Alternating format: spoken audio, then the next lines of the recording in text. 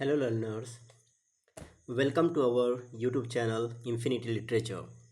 Today we read Figure of Speech. तो चलो शुरू करते हैं। आज हम लोग अप्रॉक्स नहीं बल्कि टोटल 20 फिगर ऑफ स्पीच पढ़ेंगे। तो शुरू करते हैं, स्टार्ट करते हैं सिमिली से।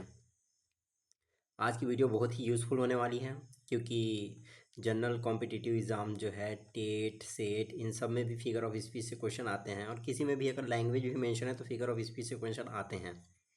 तो स्टार्ट करते हैं चलो। फर्स्ट है सिमली। सिमली हिंदी में बोलते हैं उपमा अलंकार। सिमली सिमली क्या है? Comparison between two different things by using like और same as.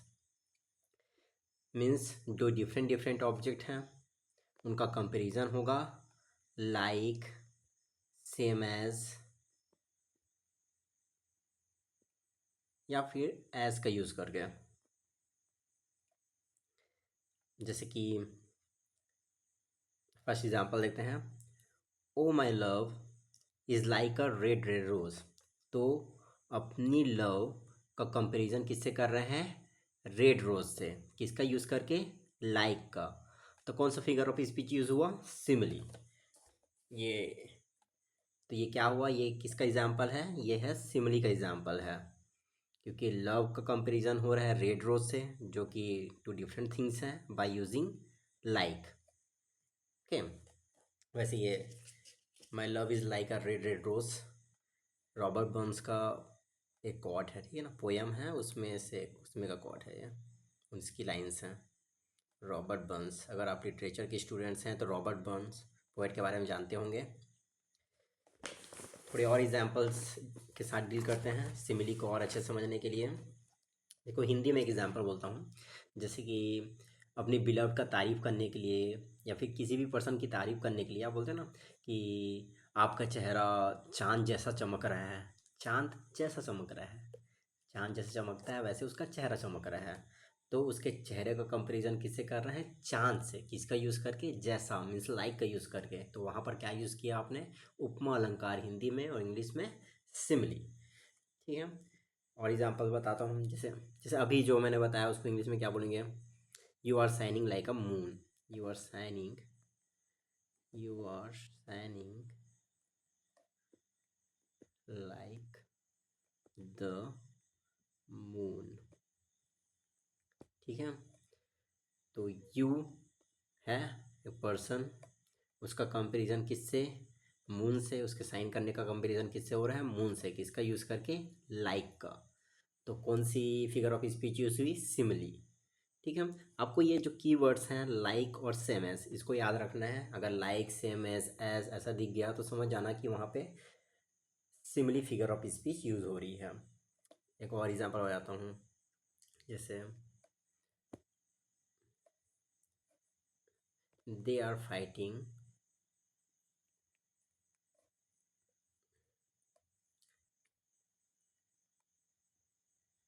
They are fighting,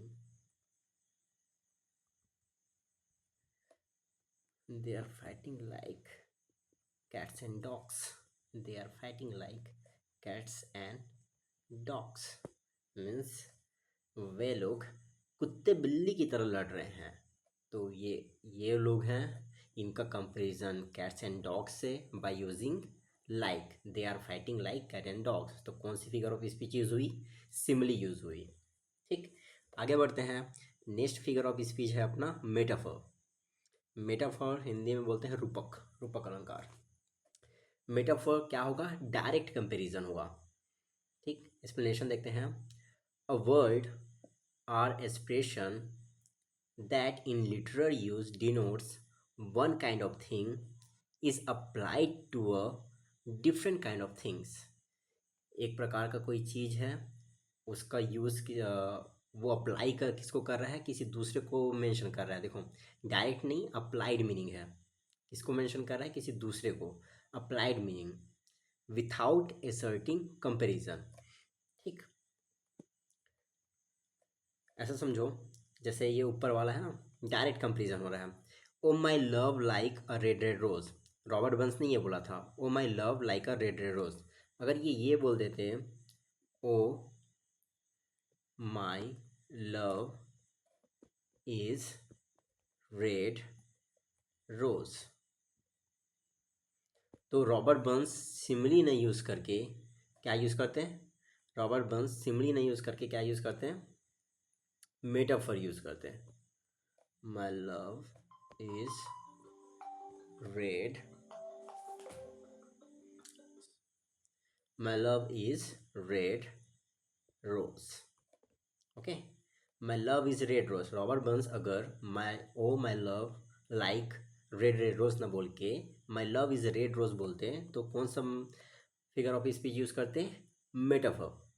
इसमें लाइक सेम एज ना बोल के डायरेक्ट किसी दूसरे पर्सन को वही बोल दिया जाता है। देखो अपने लव को क्या बोल रहा है? रोज़ बोल रहा है डायरेक्ट। मेरी लव क्या है? रोज़ है, रेड रोज़ है। उसके जैसी है, जैसा ऐसा नहीं। My love is red rose. तो यहाँ पर कौन सा फिगर ऑफ स्पीच यूज़ हुआ? मेटाफर। ऐसी और भी एग्जाम्पल्स हैं, देखो। My mind is an ocean, like same as जैसा कुछ नहीं। My mind is ocean, mind को क्या बोल रहे हैं? ओशियन बोल रहे हैं। The city is a jungle, मतलब एक काइंड ऑफ थिंग को अनदर काइंड ऑफ थिंग आप लोग डायरेक्ट अप्लाई कर देते हो, हाँ ये यही है बोल के। तो आप क्या यूज़ करते हो? मेटाफर यूज़ करते हो। और इसी का एक और एग्जांपल आज किसी के स्टेटस में मैंने देखा, एक कोट लिखा था, life is a journey. Life को डायरेक्ट क्या बोल दे रहा है? जर्नी बोल दे रहा है। तो कौन सा फिगर ऑफ स्पीच यूज़ हुआ? मेटाफर। और और भी जैसे the word is stage, the word is a stage. ये कोट विलियम शेक्सपियर के किसी ड्रामा में आता है, याद नहीं मेरे को। The word is a stage, the word is a stage. तो वर्ड को क्या बोल दिया? स्टेज से कंपेयर कर दिया बिना लाइक से एमएस का यूज़ किए। ठीक है, तो क्या यूज़ कर लिया अपन लोग ने? Metaphor figure of speech. ठीक है, अब आगे बढ़ते हैं। नेक्स्ट है एलिट्रेशन। हिंदी में आप लोग अनुप्रास अलंकार पढ़ते होंगे, वही है ये alliteration. Alliteration means repetition of speech sound in a sequence of nearby words. Repetition of a speech sound in sequence of nearby words means same जो साउंड है वो बार बार क्या होता है? रिपीट होता है। ठीक है, जैसे र आ रहा है तो र र र, स आ रहा है तो स स स। ऐसा अगर सेम साउंड बार बार रिपीट हो रहा है अपने नियर बाय वर्ड से तो कौन सा फिगर ऑफ स्पीच यूज हो रहा है? एलिट्रेशन। एग्जाम्पल देखते हैं। Round the रज्ड rocks, round the raised rocks, the raised rascal run. Round the raised rocks, the raised rascal run. र र र, देखो रेज्ड में भी रा र र। ये र जो साउंड है वो बार बार क्या हो रहा है? रिपीट हो रहा है, रिपीटेशन हो रही है। तो यहाँ पर कौन सी फिगर ऑफ स्पीच हुई? एलिट्रेशन। ठीक है, तो एलिट्रेशन का कैसे याद रखना है? Repetition of the same speech sound. ठीक, सिमिली का कंपेरिजन बाय यूजिंग लाइक और सेम एज। मेटाफर का डायरेक्ट कंपेरिजन। ठीक, ऐसे याद रखो बेस बेस वर्ड्स। अब देखो एलिट्रेशन के टू फर्दर टाइप्स हैं। कॉन्सोनेंस, देखो वॉवेल और कॉन्स्टेंट जानते हो आप लोग। कॉन्स्टेंट मतलब व्यंजन हो गया, ठीक है, और वॉवेल मतलब स्वर हो गया। ठीक, तो इन्हीं के बेसिस पे अगर व्यंजन वाला साउंड बार बार आ रहा है तो कॉन्सोनेंस होगा, और स्वर बार बार आ रहा है तो क्या होगा? एजोनेंस होगा। और देखो स्वर किसके साथ आएगा? डिफरेंट कॉन्सोनेंट के साथ आएगा। और व्यंजन किसके साथ आएगा? डिफरेंट वोवेल्स के साथ आएगा। ठीक है ना, मतलब स्वर के साथ आएगा। ठीक, consonance. Consonants, repetition of a sequence of two or more consonants but with change in interweaving vowel। मतलब वॉवेल डिफरेंट रहेगा, ठीक है, वॉवेल डिफरेंट रहेगा, पर जो कॉन्सोनेंट्स हैं वो क्या रहेंगे? सेम रहेंगे। कॉन्सोनेंट्स क्या रहेंगे? सेम रहेंगे, पर वॉवेल दूसरा रहेगा। कुल मिला के जो व्यंजन पढ़ते हैं अपन लोग, क ख ग घ वाला जो साउंड है उसमें जैसे क आ रहा है तो क ही आएगा, लेकिन क में जो मात्राएं आएंगी, स्वर से मात्रा बनता है ना, जो मात्राएं आएंगी वो क्या होंगी? अलग अलग होंगी। ठीक, एग्जाम्पल्स देखते हैं। लिव और लव, लिव एंड लव लिखा हुआ है, live and love. Live, live में ली आया, लव में ल आया। ठीक है, तो ल साउंड है मतलब अ है यहाँ पे और यहाँ पर ई है। ठीक, तो ल ला तो सेम है लेकिन ई और ऊ क्या है, अलग अलग है। Same consonant sound but different vowel. तो क्या यूज़ हुआ, कॉन्सोनेंस। वैसे ही यहाँ पर और एग्जाम्पल है हियरर हॉरर। हॉरर में हाँ आ गया, हियरर में ही आ गया, मतलब ई आ गया और यहाँ पर आ गया। तो क्या आया, हा और हा तो सेम है, कॉन्सोनेंट साउंड सेम है, बट क्या जो वोवेल साउंड है वो डिफरेंट है। तो क्या हो गया, कॉन्सोनेंस यूज हुआ, क्योंकि कॉन्सोनेंट साउंड क्या है, सेम है। ठीक, वैसे ही लीव, लव, हियरर, हॉरर, लीन, अलोन। ला देखो ल में ओ आ रहा है, यहाँ पे ली आ रहा है। Reader to rider. ठीक है, रीडर टू राइडर, राइडर में ड्रा और इसमें री, रा। कॉन्सोनेंट साउंड सेम है बट वोवेल साउंड क्या है, डिफरेंट है। तो क्या यूज हुआ, कॉन्सोनेंस। अब आगे बढ़ते हैं, आगे पढ़ते हैं एजोनेंस। एजोनेंस में क्या होगा, repetition of identical similar vowels. तो वॉवल साउंड क्या रहेगा, सेम रहेगा but different consonant. Consonants different रहेंगे पर वॉवल क्या रहेगा, सेम रहेगा। जैसे सिट और विट, दोनों में क्या क्या है, ई आया, बट कॉन्सोनेंट्स क्या है, सीट में सा है और विट में व है। ठीक, सिट विट, तो क्या यूज हुआ, एजोनेंस। ठीक, ऐसी और एग्जांपल देखते हैं, सिट विट, सीन विट, दाउ स्टिल। थोड़ा इसको थोड़ा स्लाइड कर देता हूँ मैं। दाउ स्टिल अनरेविज्ड ब्राइड ऑफ क्वाइटनेस। ठीक है, देखो यहाँ पर स्टिल अनरेविज्ड, रेविज्ड में वा वाले में ई साउंड सेम है, ट में ये टी, तो यहाँ पर ई साउंड सेम है। वैसे ही ब्राइट और क्वाइट, ब्राइट क्वाइट आइट आइट, यहाँ पे क्या है, एजोनेंस साउंड सेम है। ठीक है, मतलब वोवेल साउंड सेम है, तो क्या यूज़ हुआ यहाँ पे, एजोनेंस हुआ। ठीक है, और दो आगे बढ़ते हैं। नेक्स्ट है अपना पैराडॉक्स। पैराडॉक्स, पैराडॉक्स पे आगे बढ़ते हैं हम। What is paradox, paradox is a statement that sits on its face to be logically contradictory। ठीक है, पैराडॉक्स मतलब है विरोधाभास। विरोधाभास ऐसा स्टेटमेंट रहेगा जिसको देख के आपको ऐसा लगेगा शुरू में क्या है, लॉजिकली क्या है, कॉन्ट्रडिक्टरी है, बिल्कुल अलग है या फिर अब्सर्ड है, बेतुका है। ये turns out to be interpretable in a way that makes sense. लेकिन फिर भी जब आप उसको देखते हो, पढ़ने के बाद एक बार और ट्राई करते हो, तो आपको लगता है कि हाँ ये किसी अलग वे से उसको क्या कर पाते हो, आप इंटरप्रेट कर पाते हो। इंटरप्रेट कर पाते हो ना, व्याख्या हो जाती है उसकी। ठीक है, पहले तो ऐसा लगेगा क्या अजीब लिखा हुआ है, बेतुका लिखा हुआ है, लेकिन फिर उसका कुछ ना कुछ क्या निकलेगा, सेंस निकलेगा। ठीक, तो पैराडॉक्स विरोधाभास, two contradictory statement that make sense. Paradox का ऐसा याद रखो, true contradictory statement that make sense. Okay, example देखते हैं समझने के लिए। फर्स्ट है save money by spending it. देखो शुरू में जब पढ़ते हो, save money by spending it, money को सेव करना और खर्च करना दोनों अपोजिट चीज़ें हैं, लेकिन इसका कोई सेंस जरूर निकलेगा। Save money by spending it, money को सेव करो किस क्या करके, स्पेंड करके। स्पेंड करके मतलब इन्वेस्ट करके, कहीं पे आप क्या करोगे, इन्वेस्ट करोगे, जिससे आपका मनी क्या करेगा, ग्रो करेगा। तो वो क्या है, मनी सेव करने का एक तरीका है। तो क्या एक लॉजिकली यहाँ पर लोग इंटरप्रेट कर पाए ना इसको, तो ये क्या हो गया, पैराडॉक्स हो गया। सेकेंड एग्जाम्पल है this is beginning of the end. This is beginning of the end, beginning and and, ठीक है, अपोजिट है। और इसका सेंस क्या है कि ये अंत होने की शुरुआत है, मतलब किसी चीज़ का पतन होने का, डिक्लाइनिंग एज का अब क्या हो रहा है, शुरुआत हो रहा है। तो सेंस भी बना रहा है। लेस इज मोर, लेस मतलब कम, मोर मतलब ज़्यादा। अब ये कैसे सेंस बनाएगा, लेस इज मोर, कम ज़्यादा, इसका मतलब है कम में क्या रहना, सेटिस्फाइड रहना। ये सेंस को ये इंटरप्रेट करेंगे इसको ऐसा, लेस इज मोर। नेक्स्ट है the most corrected copies are commonly the least corrected. जो मोस्ट करेक्टेड कॉपीज होती है, देखो मोस्ट करेक्टेड और लीस्ट करेक्टेड अपोजिट है। और इसका कुछ सेंस बन रहा है क्या, हाँ बनेगा। देखो the most corrected copies are commonly the least corrected, मतलब जो अच्छी कॉपी होती है, सबसे अच्छी कॉपी होती हैं किसी भी बुक की, वो क्या होती है, सबसे कम एडिटेड होती हैं, उनको बार बार एडिट नहीं करना पड़ता। तो the most corrected copies are commonly the least corrected, ये फ्रांसिस बेकन का कोट है। ठीक, आई थिंक आपको पैराडॉक्स भी समझ में आया होगा। अभी तक जितने भी पढ़ लिए उसको एक बार रिवाइज करते हैं, ठीक है, शॉर्ट में।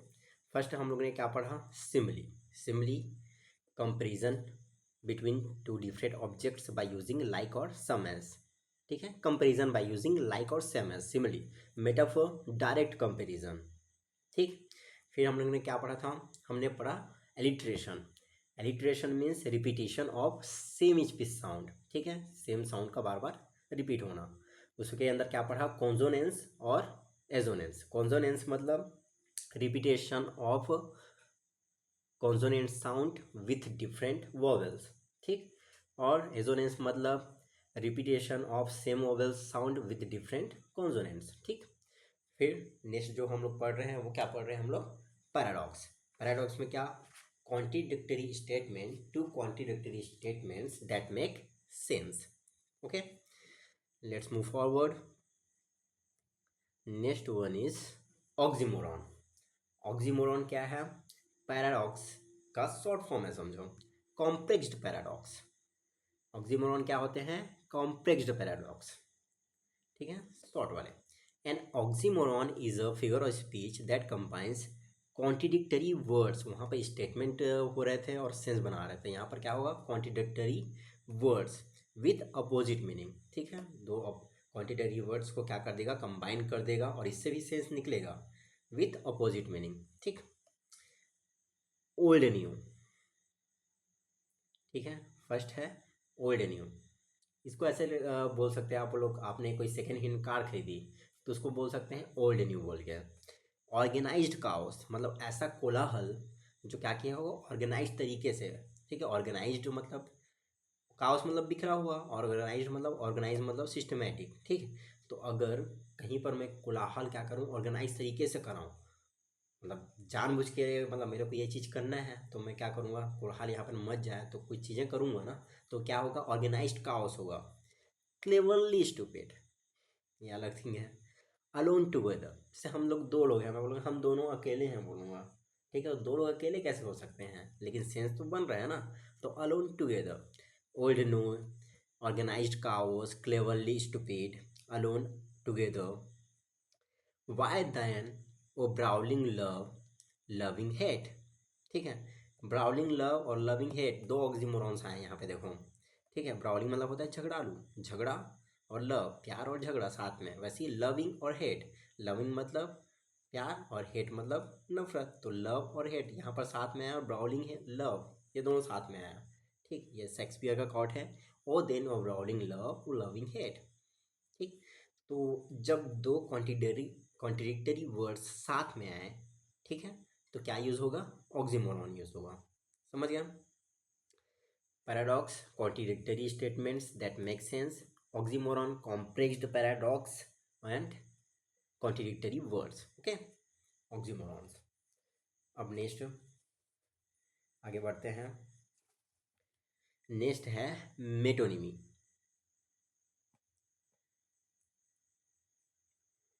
Metonymy is a Greek word, means change in name, मतलब नेम में चेंज कर देते हैं, ठीक है। मेटोनिमी क्या होता है पता है?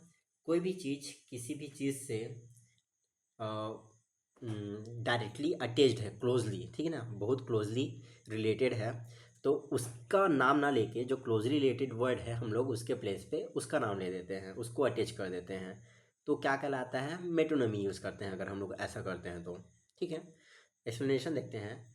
Metonymy is a figure of speech in which the name of an object or concept is replaced with word closely related to it.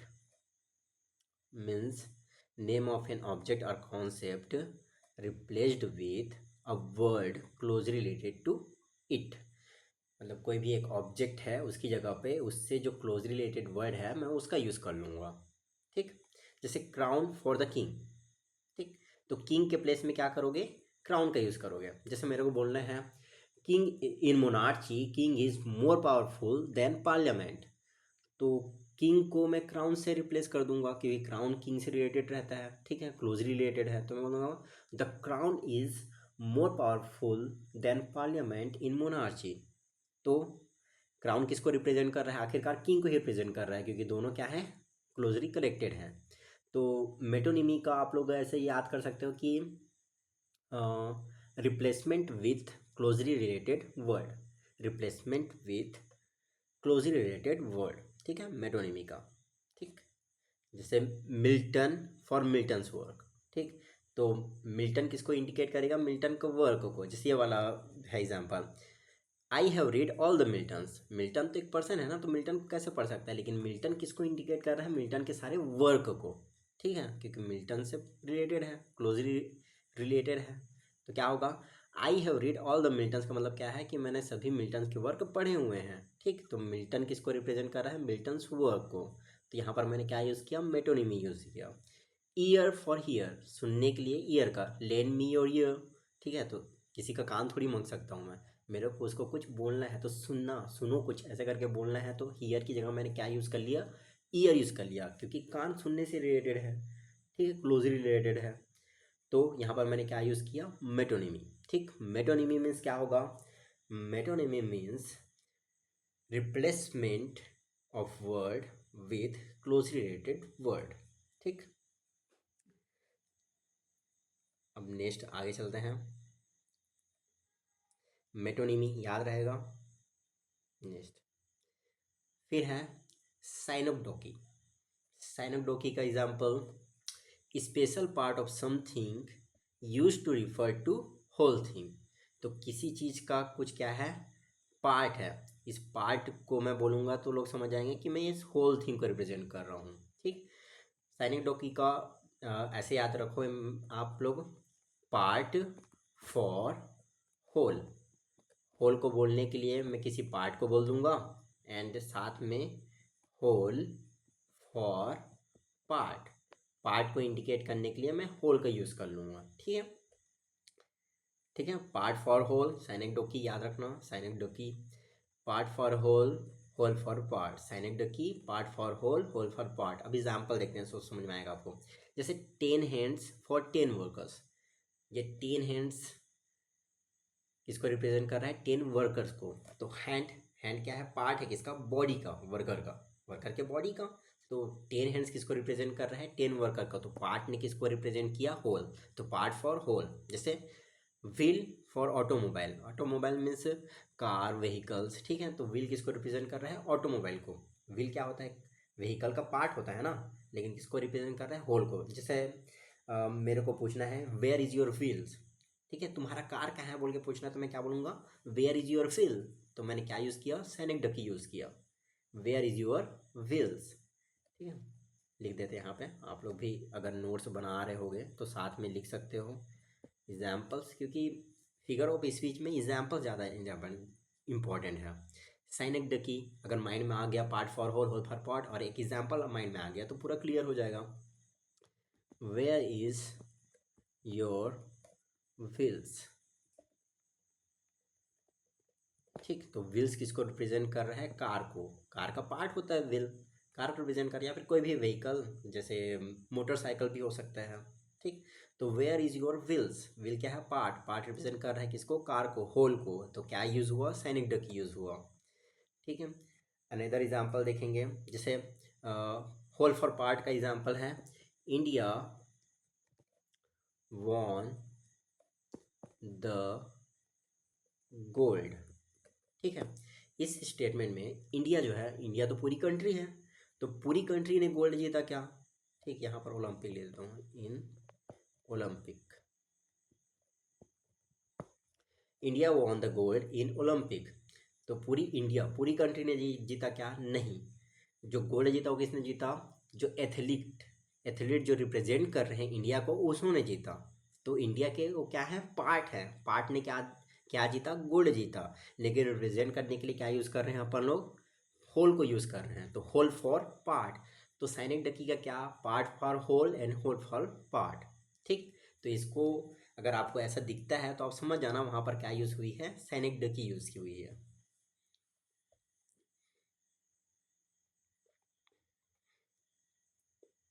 Next है अपना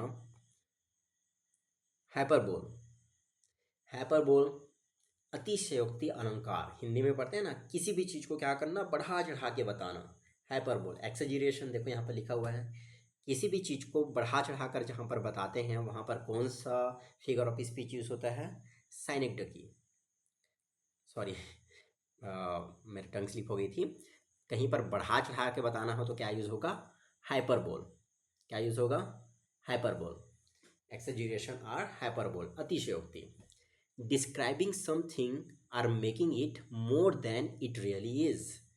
making more than it really is, किसी भी चीज़ को जैसा है उससे कहीं ज़्यादा क्या करना, बढ़ा के बताना। A bold overstatement, overstatement or extravagant exaggeration of fact or of possibility, तो possibility से ज़्यादा किसी भी fact को क्या करना, बढ़ा चढ़ा के बताना।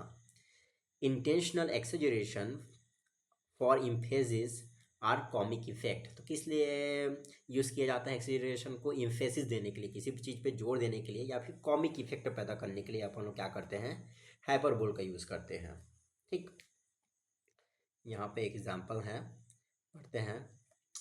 Not poppy nor mandragora nor all the drowsy syrups of the world shall ever medicine thee to that sweet sleep which thou wouldest yesterday। तो इसमें क्या बोल रहे हैं, पॉपी, मैंड्रागोला, डाउसी सिरप्स, ये सभी क्या हैं, ये सब क्या हैं, ड्रग्स हैं। ठीक है, तो ये जितने भी ड्रग्स हैं ये और कोई भी मेडिसिन तुमको उतनी अच्छी स्लीप नहीं दे सकते जितना अच्छा स्लीप तुमने क्या लिया, कल लिया। तो ये बढ़ा चढ़ा के होने वाला हो गया ना यार, कि आप इतना ज़्यादा जो ड्रग्स है उसको लोगे तो भी आपको वैसी स्लीप नहीं आएगी, तो ये क्या हो गया, एक्सेजरेशन हो गया, हाइपरबोल यूज़ हो गया यहाँ पे। ठीक है, हाइपरबोल का और जैसे एग्जांपल देखूँ, जैसे मैं बोलूँगा मैं इतना हंग्री हूँ कि पूरे दावत का खाना अकेले खा जाऊँगा, जैसे मेरा बोलना है तो इंग्लिश में क्या बोलूँगा, I am so hungry that I could eat all the banquet alone. ठीक है, जैसे I am so hungry that I could eat all the banquet alone। ठीक है, तो मैं इतना भूखा है कि पूरा का पूरा जो दावत है पार्टी में जितना खाना है उसको अकेले खा जाऊंगा, ये क्या हो गया, एक्सेजरेशन हो गया ना, हाइपरबोल हो गया। ठीक है, जैसे और कुछ बोलूँ, हाँ एक जो मिलियन टाइम्स आपने सुना होगा, जो मैंने अभी जो बोला आपने मिलियन टाइम्स सुना होगा, ये भी क्या है, हाइपरबोल है। इसे बोलते हैं, I have told you a million millions times, I have told you a million times. ठीक है, ऐसा बोलते हैं। जैसे आपकी मम्मी बोलती है ना, आपने कोई गलती कर दिया तो बोलते हैं मैंने तुमको 1000 बार बोला है ये कर, ये मत करो, फिर भी तुम करने लगते हो, तो वैसे ही मिलियन, तो अब जो बोलती हैं कि मैंने आपको मिलियन बार बोला है तो क्या सच में मिलियन बार बोली होती हैं, नहीं ना, I have told you a million times, तो ये भी क्या हो गया, हाइपरबोल हो गया। ठीक है, अतिशयोक्ति। ठीक, वैसे ही एक विलियम शेक्सपियर का वर्क है रोमियो एंड जूलियट, उसमें का एक वो है कॉट है, मैं बताता हूँ आपको। द ब्राइटनेस ऑफ हर चिक, तारीफ करता है अपनी बिलव्ड का, तब बोलता है the brightness of her cheek, the brightness of her cheek would same those star, would same those stars, मतलब उसके चेहरे की चमक देख के क्या होगा, तारे शर्मा जाएंगे, मतलब तारे की चमक से भी ज़्यादा चमकीला है उसका फेस, तो ये क्या हो गया, हाइपरबोल का एग्जाम्पल हो गया। ठीक है, चलो आगे मूव करते हैं। हाफ एन आवर की वीडियो बन गई है, हम लोग को जल्दी जल्दी आगे बढ़ना चाहिए, नहीं तो फिर बहुत लंबी हो जाएगी वीडियो। देन है फिर antithesis. Antithesis A figure of speech that places two completely contrasting ideas or clauses in juxtaposition। ठीक है, तो एंटीथेसिस में क्या हो जाता है, दो जो क्या होते हैं कंप्लीटली अपोजिट स्टेटमेंट्स होते हैं।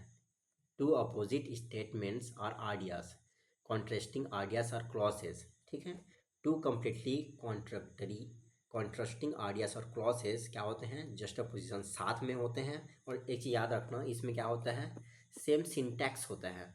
ठीक है, सेम सिंटैक्स होता है मतलब सेम स्ट्रक्चर होगा। दो जो कॉन्ट्रडिक्टरी क्लॉज होंगे उसमें क्या होगा, सेम स्ट्रक्चर होगा। ठीक है, सेम स्ट्रक्चर याद रखना। ठीक है, देखो पैराडॉक्स से इसको कंफ्यूज मत करना। पैराडॉक्स में क्या होगा, अपोजिट चीज़ें होंगी लेकिन वो क्या करेगा, सेंस बनाएगा कुछ। इसमें क्या होगा, कॉन्ट्रडिक्टरी स्टेटमेंट्स होंगे और सेम स्ट्रक्चर में होंगे, इसमें कुछ सेंस वेंस नहीं बनाता। जैसे इसका एग्जाम्पल देखो, it was the best of times, it was the best of times.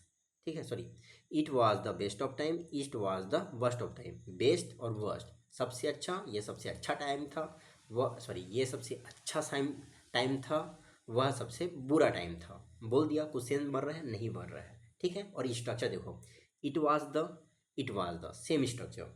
वैसे ही art is long, time is fleeting. Art is long and fleeting, long मतलब लंबा, फ्लीटिंग मतलब कम टाइम वाला। ठीक है, दोनों क्या है, कॉन्ट्रडिक्टरी हैं, अपोजिट है, कॉन्ट्रास्टिंग आइडियाज हैं। और स्ट्रक्चर देखो, आर्ट इज, टाइम इज, तो स्ट्रक्चर सेम।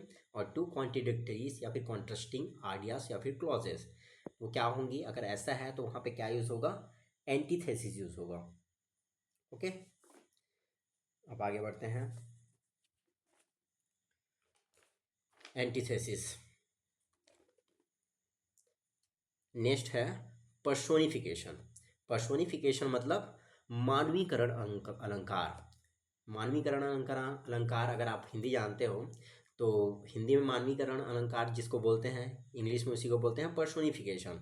आप क्या करते हो, इसमें जो नॉन लिविंग ऑब्जेक्ट्स हैं या फिर नॉन ह्यूमन ऑब्जेक्ट्स को क्या कर देते हो, ह्यूमन करेक्टरिस्टिक दे देते हो। मतलब ऐसे काम जो केवल ह्यूमन कर सकते हैं उसको आप क्या कर दोगे, नॉन ह्यूमन ऑब्जेक्ट। जैसे मैं, बादल है, बादल रो सकता है क्या, नहीं, लेकिन बारिश को मैं बताने के लिए मैं बोल दूंगा द क्लाउड्स आर क्राइंग।